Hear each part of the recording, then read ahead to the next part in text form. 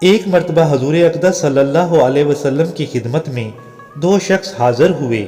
ایک نے دعویٰ کیا کہ حضرت میرے پاس ایک گدھا تھا اور اس دوسرے شخص کے پاس ایک بیل تھا، اس کے بیل نے میرے گدھے کو مار ڈالا۔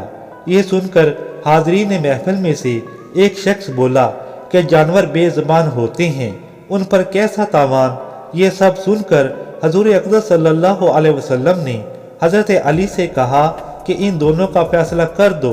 تو حضرت علی نے دونوں فریقین سے پوچھا کہ دونوں جانور رسی سے بندھے تھے یا کھلے تھے۔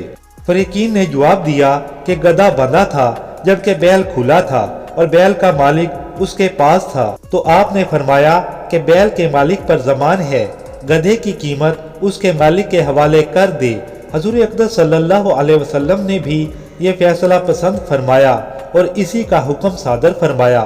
ایک دفعہ دو شخص کھانا کھانے بیٹھے، ایک کے پاس 5 روٹیاں تھیں اور دوسرے کے پاس 3۔ جب دونوں اپنا کھانا کھانے کے لیے بیٹھے اور کھانا سامنے رکھا، اتنے میں ایک تیسرا شخص پاس سے گزرا تو اس نے دونوں کو سلام کیا تو دونوں نے اس شخص کو کھانے میں شریک کر لیا۔ تینوں نے مل کر وہ 8 روٹیاں کھائیں۔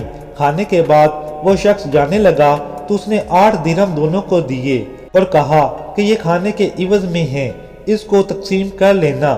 اس شخص کے جانے کے بعد دونوں میں بحث شروع ہو گئی۔ جس کی 5 روٹیاں تھیں وہ کہنے لگا کہ میں 5 درہم لوں گا، جبکہ 3 روٹیاں والے کو 3 ملیں گے، لیکن 3 روٹیاں والا کہنے لگا کہ میں نصف لوں گا۔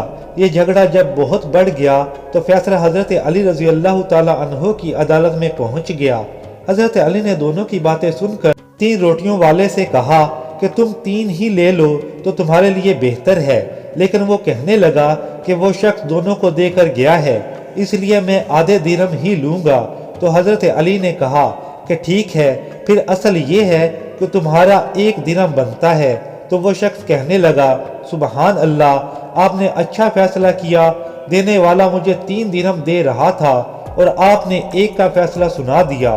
تو حضرت علی کہنے لگے کہ روٹیاں 3 تمہاری اور 5 دوسرے ساتھی کی تھی۔ اس طرح 3 لوگوں نے انہیں کھایا، یعنی ہر روٹی کے 3 حصے بنے اور ہر شخص نے 1 حصہ کھایا۔ اب 3 اور 5 روٹیاں 8 بن گئی اور ان کے ٹوٹل ٹکڑے 24 بن گئے اور ہر شخص کے حصے میں 8 ٹکڑے آئے۔ اب جس کی 5 روٹیاں تھیں اس کے 3 کے حساب سے 15 ٹکڑے بنے اور جس کی 3 روٹیاں تھیں اس کے 9 ٹکڑے بنے۔